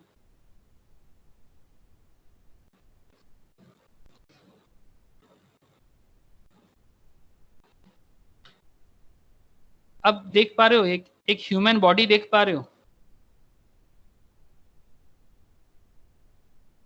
हेलो, क्या स्क्रीन में एक ह्यूमन बॉडी Yes, आप लोगों को दिख रहा है? Yes, sir. Okay sir, biology class है नहीं, ठीक है, इकोनॉमिक्स क्लास ही है। मैं बस आपको समझाना चाहता हूँ। नॉर्मली मैं लाइव जब पढ़ाता था तो वहाँ पर मैं खुद को ह्यूमन बॉडी बना के डेमो दे देता था, लेकिन यहाँ पर कैसे करूँ ऑनलाइन में। ये जो ह्यूमन बॉडी है, ह्यूमन बॉडी को अगर हम अगर इसका वेस्ट है जिसको हम बीचों बीच काट सकते हैं ना, माना जाता है कि ये वाला पोर्शन जितना होता है, ठीक है, एकदम मेडिकली प्रूफ है, ये भी उतना ही होता है। देखो दिख भी रहा है। अगर इंसान का, कोई भी इंसान का बॉडी को, ठीक है, अगर आप एक परफेक्ट इंसान जो भी होते हैं, चाहे कोई भी हो, अगर आप बीचों बीच काटते हो ना, तो नीचे वाला पार्ट जितना, मतलब this is your lower segment and this is your upper segment, ठीक है। हम क्या समझा रहे हैं सर? पॉइंट इलास्टिसिटी, प्लीज, ठीक है। किसी के मन में कुछ डाउट चल रहा है कि क्या हो रहा है ये, लेकिन एकदम कुछ नहीं हो रहा है, पॉइंट इलास्टिसिटी समझा रहा हूं, देखना। This is your ed = 1 point. इस पॉइंट में आपका इलास्टिसिटी 1 है। कोई भी इंसान अगर इसको आप बोलो कि भाई स्ट्रेच करके दिखा, तो ये अपना सर जो है नीचे झुका सकता है ना। अगर उसका स्ट्रेचेबल पावर अगर प्रॉपर है तो कोई भी इंसान ऐसा कर सकता है कि वो अपना हेड को एकदम सर तक लेके आ सकता है। That means this particular point में वो पूरा 50-50 पॉइंट में है, and this is really possible कि वो अपना हेड को झुका के लेग तक लेके आ सकता है। इज इट पॉसिबल और not? Yes, sir. Yes, possible, एकदम 100% पॉसिबल है। अगर उसका स्ट्रेचेबल पावर है तो वो पूरा कर सकता है। तो इस पॉइंट में ed उसका क्या है, इलास्टिसिटी एकदम 1 है, एकदम यूनिट इलास्टिक, जितना आएगा उतना जा भी सकता है। लेकिन जितना अपर की तरफ बात होता है तो उतना उसका इलास्टिसिटी ऑफ डिमांड क्या हो जाएगा, ग्रेटर देन 1। फिर यहाँ पर जाके उसका इलास्टिसिटी ऑफ डिमांड इनफाइनाइट हो जाता है। एक इंसान को, और नीचे की तरफ अगर देखा जाए, जितना नीचे, जैसे आप इस पर्टिकुलर घुटने को बोलो कि उसको, ये पर्टिकुलर जो नी एरिया है, ठीक है, इस नी को बोलो बेंड करने के लिए, ठीक है, वो कंप्लीट बेंड नहीं हो सकता, ठीक है, क्योंकि नीचे की तरफ और कितना बेंड होगा, ज्यादा बेंड होने का जगह नहीं है।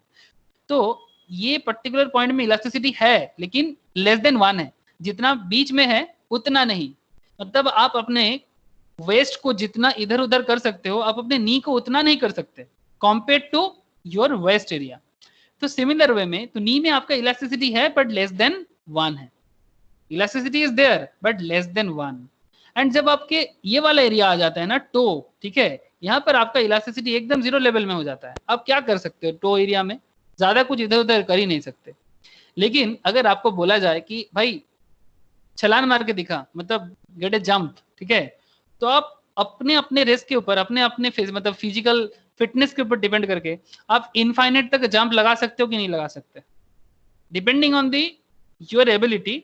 बट आप कोशिश करते हो कि नहीं, कभी अपने टेरेस पे जाके जंप लगाते हो ना, तो हम लोग ऑलवेज कोशिश करते हैं कि मैक्सिमम कितना भी हो सकता है।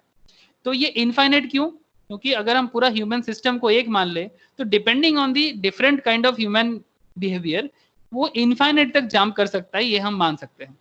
लेकिन आप टो की तरफ तो जंप कर ही नहीं सकते ना, तो यहाँ पर आके आपका शरीर का इलास्टिसिटी लो है, इधर आप कुछ नहीं कर सकते। लेकिन अगर आपको कोई बोले कि भाई जंप लगा के दिखा, तो आप आसमान की तरफ जंप लगा सकते हो, तो आपका इलास्टिसिटी क्या हो जाता है यहाँ पर? इनफाइनाइट हो जाता है। बोलो, क्या ये कॉन्सेप्ट खराब है क्या?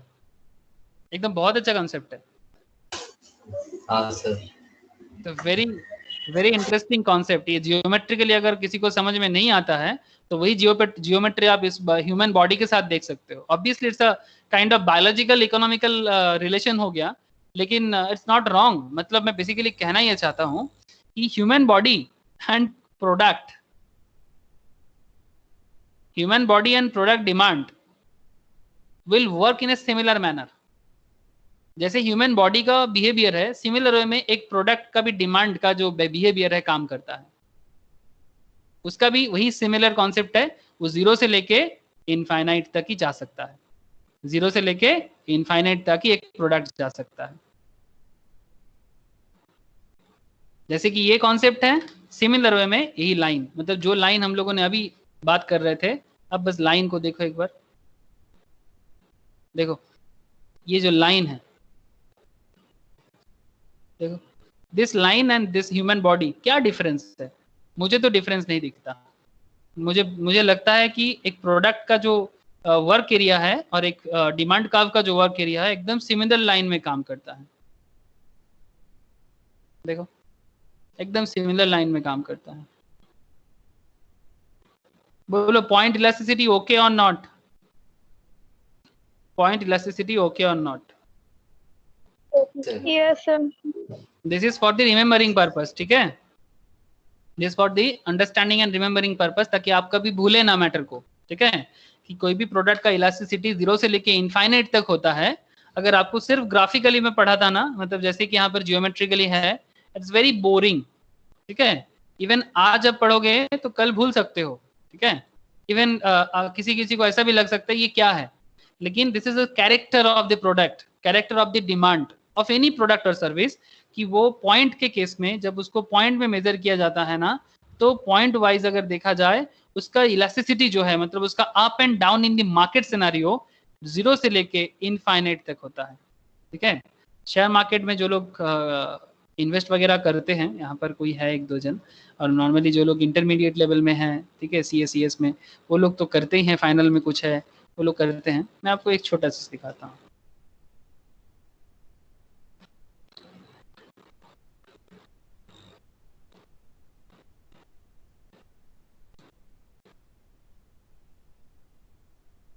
देखो एक कंपनी का शेयर दिखा रहा हूँ, उसका शेयर मतलब उसका प्राइस, ठीक है? और प्राइस के ऊपर डिपेंड करता है उस पर्टिकुलर शेयर का डिमांड।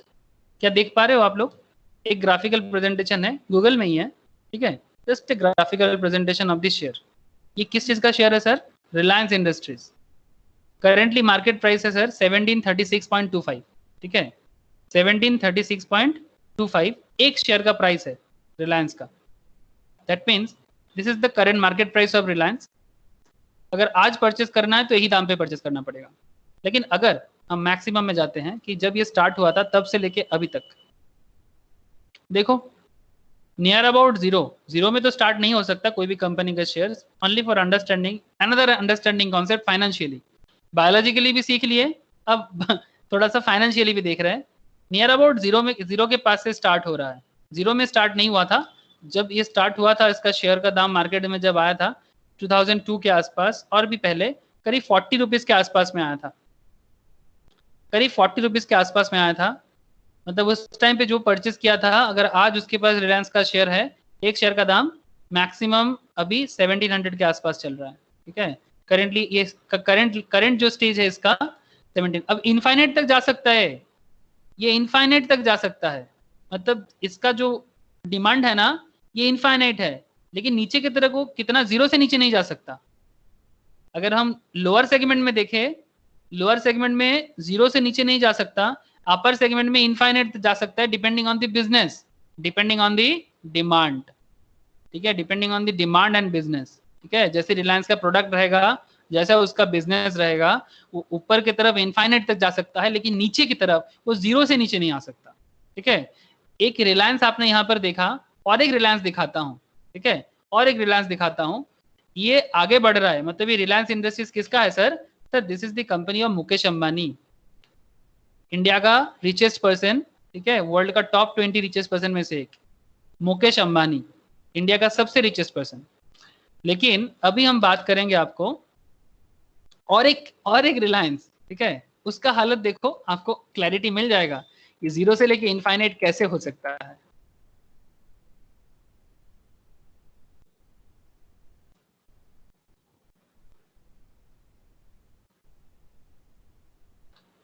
देखो कंपनी का नाम क्या है? रिलायंस कम्युनिकेशन। सर ये किसका कंपनी है? ये मुकेश अंबानी का भाई अनिल अंबानी का कंपनी है। कंपनी खत्म है सर, अभी तो हालत बहुत खराब है, धीरे धीरे बंद हो रहा है। अनिल अंबानी का कंपनी है ये। एक टाइम पे वर्ल्ड का टॉप 100 रिचेस्ट पर्सन में से एक था, ज्यादा पुराना बात नहीं है, 2015 तक का उसका डेटा देख लो, आपको पता चल जाएगा। इवन आपको मैं यहीं पर दिखा देता हूँ, जस्ट देखो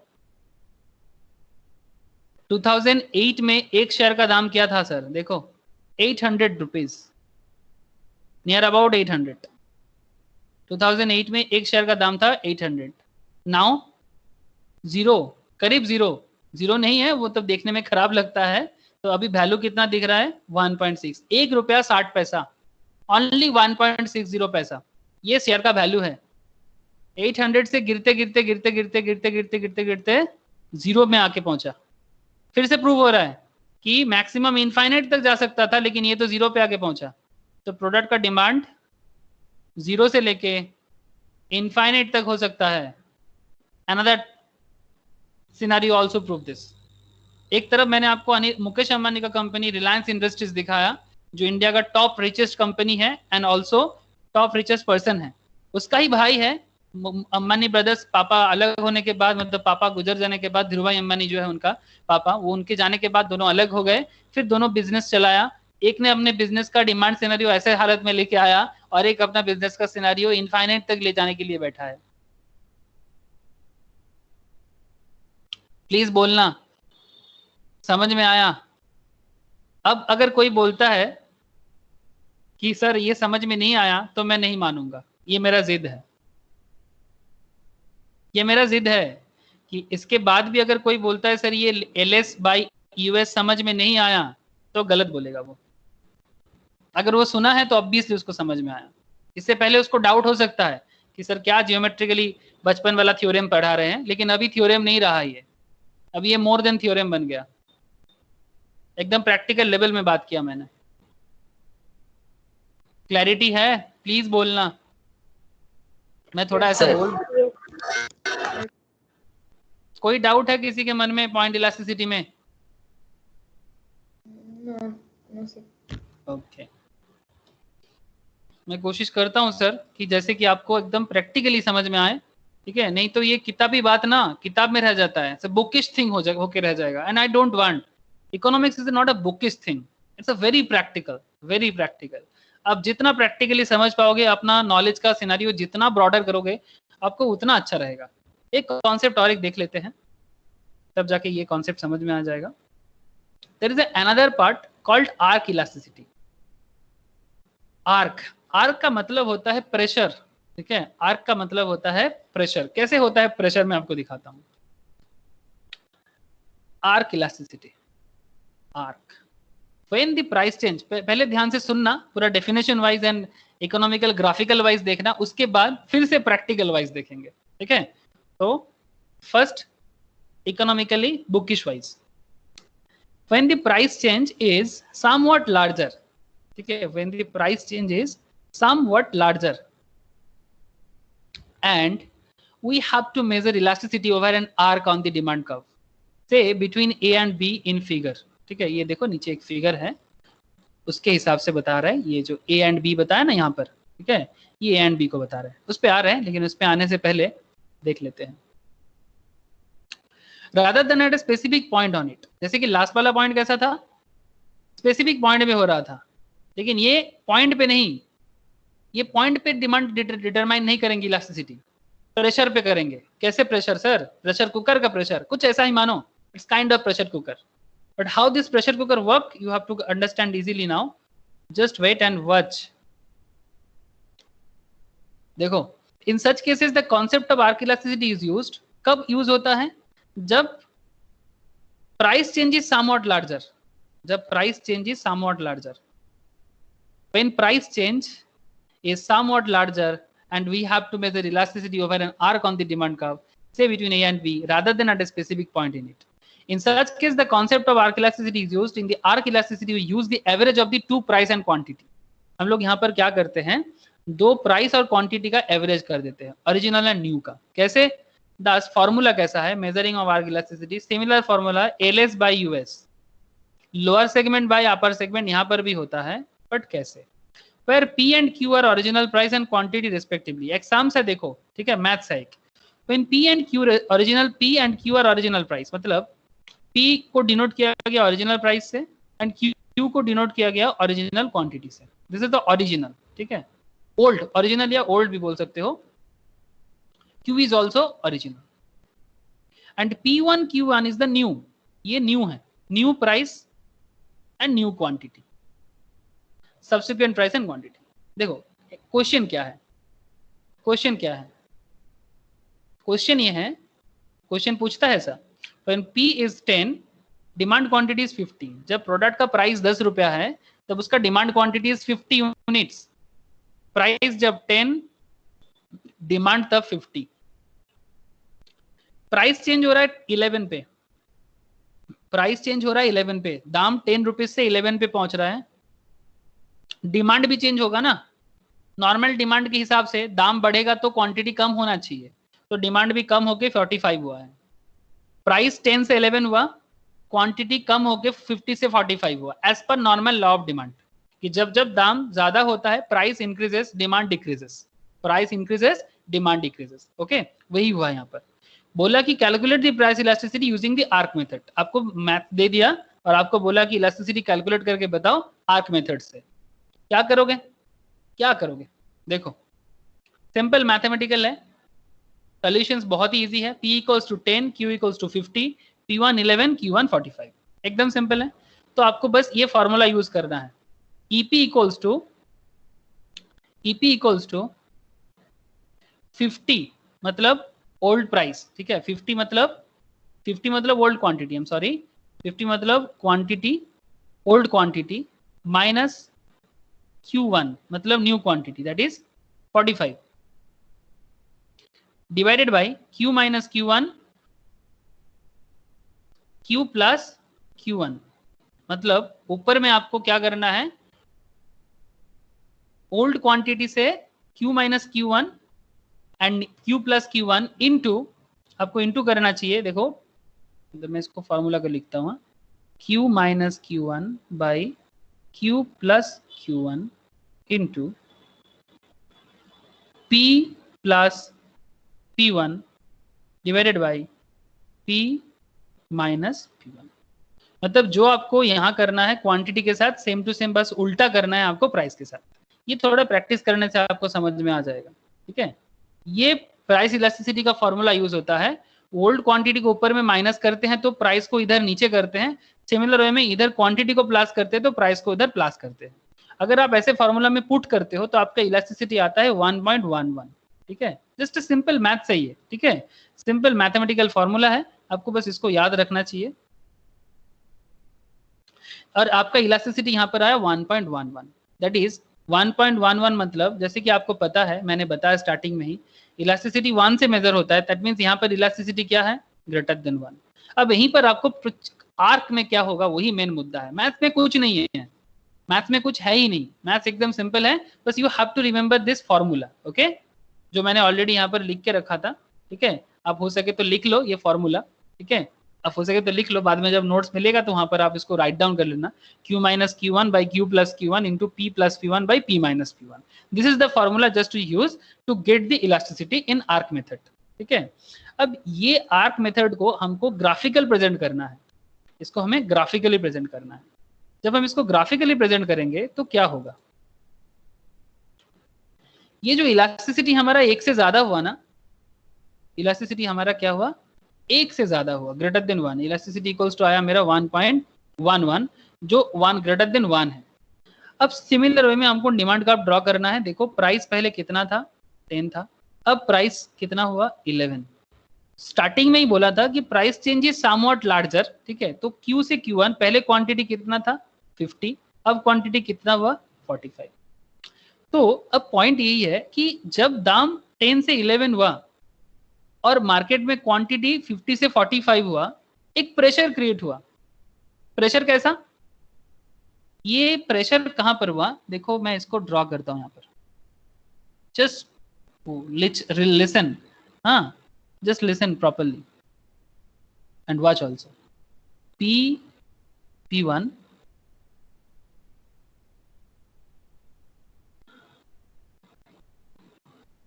Q1 PQ, एक सिंपल कॉन्सेप्ट से कर सकते हो। जब दाम कम था दैट इज 10 था, तब क्वांटिटी ज्यादा था, मतलब आप पहले दाम कम में आप ज्यादा यूनिट लाओगे ना घर पे, जब दाम ज्यादा हो गया 10 से 11 हो गया, आपका क्वांटिटी कम हो गया 45। अब जैसे ही दाम कम हो गया तो आपका डिमांड कर्व आप ड्रॉ करो। यहाँ पर आप डिमांड कर्व को थोड़ा सा कार्विंग करना, नॉर्मली डिमांड कर्व कार्विंग नहीं होता है, स्ट्रेट लाइन भी हो सकता है, यहाँ पर हमने थोड़ा कर्व किया। अब कर्व करने के कारण नहीं है कि ये जो प्रेशर क्रिएट हुआ उसको दिखाने के कारण, इस पर्टिकुलर एरिया में प्रेशर क्रिएट हुआ। जैसे ही प्राइस P से P1 से P हो गया, ठीक है, मतलब 10 से 11 में पहुंचा, सॉरी मैंने यहाँ पर थोड़ा ये बोल दिया, प्राइस P से P1 हुआ 10 से 11 एंड क्वांटिटी Q से Q1।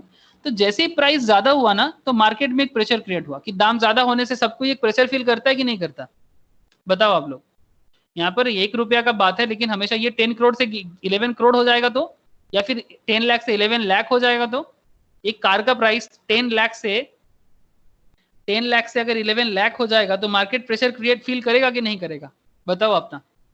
तो जो प्रेशर फील होता है ना वो ग्राफ में पूरा दिखता है, वो इसी के कारण ये जो गैप क्रिएट होता है ना, this gap, this particular gap, और इस गैप में एक प्रेशर क्रिएट होता है, इस गैप में एक प्रेशर क्रिएट होता है, और इस प्रेशर को कहते हैं आर्क, इस प्रेशर को कहते हैं आर्क।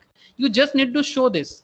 आपको बस क्या करना है, आपको उतना कुछ नहीं करना है, आपको बस ये जो दाम ज्यादा होने के कारण क्वांटिटी में जो चेंजेस आया ना, दाम ज्यादा होने के कारण 10 से 11 लाख होने के कारण पहले 50 यूनिट बेस्ट सेल होता था, अब कंपनी का 45 यूनिट सेल होता है। अब शायद आप कनेक्ट कर पाओगे। पहले कंपनी का जब 10 लाख का कार था, गाड़ी का दाम 10 लाख था, तब उसका 50 यूनिट सेल हो जाता था। अब कंपनी का 45 यूनिट सेल होता है, तो उसने प्रेशर क्रिएट कर लिया, उसका एक प्रेशर हो गया। वही प्रेशर को आप जहां पर शो करोगे ना, दिस पर्टिकुलर एरिया, अब जितना बड़ा होगा उतना बड़ा प्रेशर, ठीक है। अब ये कंपनी को देखना पड़ेगा इकोनॉमिकल डिसीजंस के लिए कि वो किस तरह से इस पर्टिकुलर सिचुएशंस को हैंडल करे, ठीक है, इकोनॉमिकल सिचुएशंस को कैसे हैंडल करे, ठीक है। यहाँ पर एक चीज ध्यान रखना, ये जो यहाँ पर एक नेगेटिव सिचुएशंस क्रिएट होता है 10 - 11, आप लोग मैथमेटिकली -1 करना चाहिए था, लेकिन नहीं करना है हमें, because we just focus on to change. हम सिर्फ चेंज में फोकस करेंगे, नॉट इन नेगेटिव। देखो यहाँ पर बोल के भी रखा, due to negative relation between price and quantity we ignore the negative sign and consider only numerical value of the elasticity. जैसे कि कॉमर्स का highest institute ICAI, institute of chartered accountants of India, भी maximum case में यही follow करता है, ठीक है, और हर एक इंस्टीट्यूट भी फॉलो करता है, not only ICAI, this is very popular, क्योंकि हम लोग चेंज को डिटरमाइन करते हैं तो हम लोग नेगेटिव को इग्नोर करेंगे। तो ये था मेरा मैथमेटिकल कॉन्सेप्ट। अब मैं आपको इसको एक बार प्रैक्टिकली बताता हूं, तो आपको एक पूरा का पूरा क्लैरिटी आ जाएगा। मैं रेडी करके रखा आप लोगों के लिए, डोंट वरी। एक रियल लाइफ प्रैक्टिकलिटी है, एकदम रिसेंट है, आप सबको ही जानते हो, यू कैन इजीली कनेक्ट। देखो हाँ, क्या दिख रहा है आप लोगों को? सम चाइनीज VCs, सम चाइनीज VC मतलब VC मतलब वेंचर कैपिटलिस्ट, हाँ, जो लोग बिजनेस में पैसा लगाते हैं, वेंचर कैपिटलिस्ट, जो लोग आपका बिजनेस अच्छा चलने में जो लोग पैसा लगाते हैं बाहर से आके, या फिर जिसका पास अच्छा खासा पैसा है, उनको लगता है this is a good business, तो वो अपना मनी इन्वेस्ट करते हैं, तो उनको कहते हैं VC. Some Chinese VCs looking for a quick exit. आप लोगों को पता है ना कि गवर्नमेंट ने 59 चाइनीज ऐप को इंडिया में बैन कर दिया। यू ऑल नो ना, 59 चाइनीज मोबाइल एप्लीकेशन बैन है। इसमें सबसे बड़ा अगर चोट किसी को लगा है तो ये टिकटॉक यूजर को लगा है। हाँ, बहुत जोर का घायल हो गया ये लोग टिकटॉक यूजर्स। हाँ, दिल टूट गया। ठीक है, तो ये सब चाइनीज ऐप है, वी चैट, हेलो, शेयरिट। ठीक है, दिस आर द फेमस कुछ कंपनीज है। हेलो भी बहुत आजकल चल रहा था मार्केट में, बहुत उठा था। तो ये सब कंपनीज चाइनीज का है। तो अभी ये सब कंपनी हम लोग यूज नहीं कर सकते, मतलब चाइना का ये सब मोबाइल इंडिया में चलेगा नहीं। और इंडिया में जो लोग इनके साथ बिजनेस करता था उनका तो हालत खराब हुआ। अब यहाँ पर कॉन्सेप्ट ये है कि जो लोग चाइना का कंपनीज इंडिया में बिजनेस करने के लिए आया था, वो क्या चाहते हैं, जो इन्वेस्ट किया था, जैसे कि आप लोगों को मैं दिखा रहा हूँ, the venture capital and individual investors exploring exit currently own about 4 to 5% of the Indian companies. Total India में अगर 100% कंपनीज है, उसमें 4 से 5% कंपनी चाइनीज ओन्ड है। ठीक है, और किसी किसी में तो उनका 2% के आसपास का होल्डिंग भी है, मतलब उनका टोटल शेयर का 2% होल्डिंग चाइनीज कंपनीज के पास है या चाइना के पास है। कुछ कंपनीज ऐसा मैं नाम दिखाता हूँ, आप भी सुनोगे तो आपको भी चिंता हो जाएगा भाई क्या हालत है। तब आपको एक समझ में आएगा कि what is basically pressure situations. देखो, दिख रहा होगा आप लोगों को, out of year share of ownership दिख रहा है। जिस कंपनी को आप लोग इंडिया का कंपनी समझते हो ना, वो कंपनी का सिचुएशन देखो। पेटीएम दिख रहा है, दिख रहा है आप लोगों को? पेटीएम में चाइना का ओनरशिप है 37%। अलीपे बोल के अलीबाबा ग्रुप का एक कंपनी है। Jack Ma is the famous businessman in the world. जैसे अंबानी है ना हमारे इंडिया में, ऐसे चाइना का रिचेस्ट है वो, नाम है जैक मा। ठीक है, ये पेटीएम का ओनर का नाम क्या जानते हो? विजय शेखर शर्मा। इसको एक बार पूछा गया था तेरे पास क्या है, जैसे एक सवाल है ना बच्चन का मूवी का, तेरे पास क्या है, शशि कपूर और अमिताभ बच्चन के बीच में चल रहा था। तो शशि कपूर बोल रहा है तो मेरे पास माँ है। ठीक है, तो ये अलीबाबा के पेटीएम के पास क्या है? पेटीएम के पास भी माँ है, बट कौन सा माँ? Jack Ma. ठीक है, चाइनीज नेम है इनका जैक मा। इसका 37% ओनरशिप है अलीबाबा में, सॉरी पेटीएम में।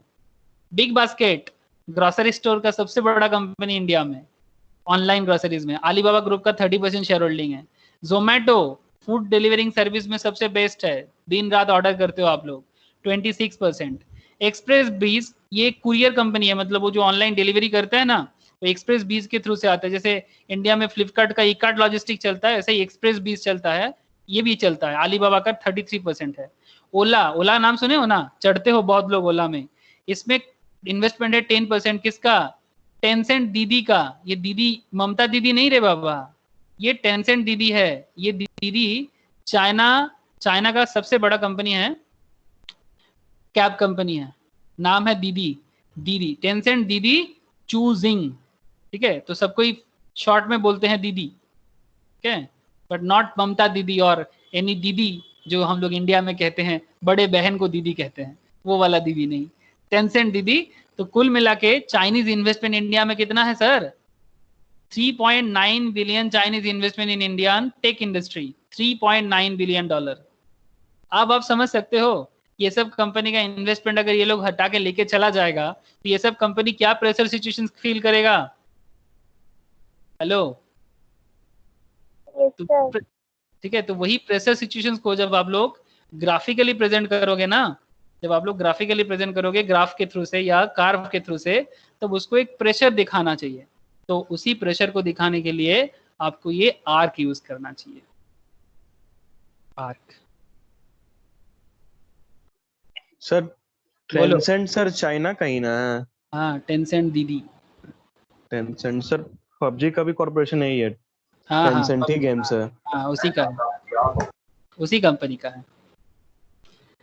तो ये था जो भी हम लोग अभी पढ़े, ये सारा का सारा था। म्यूट करो प्लीज, मैं अभी क्लास कंप्लीट करूंगा। म्यूट करो, कोई अनम्यूट है।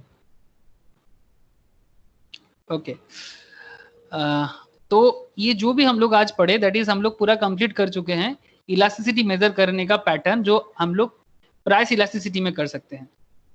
ठीक है, मतलब बहुत ही वाइटल कॉन्सेप्ट है। Each and every concept is very important for your exam purpose. ठीक है, चाहे आप चार्टर्ड में हो, कॉस्टिंग में हो, या 11-12 में पढ़ते हो, 11 में पढ़ते हो, सबके लिए इंपॉर्टेंट है। आपके 11 के एग्जाम के लिए भी, आपके CS के एग्जाम के लिए भी ये बहुत ही अच्छा कॉन्सेप्ट था और ये आता ही है, यहाँ से क्वेश्चन जरूर पूछता है how you measure elasticity of demand.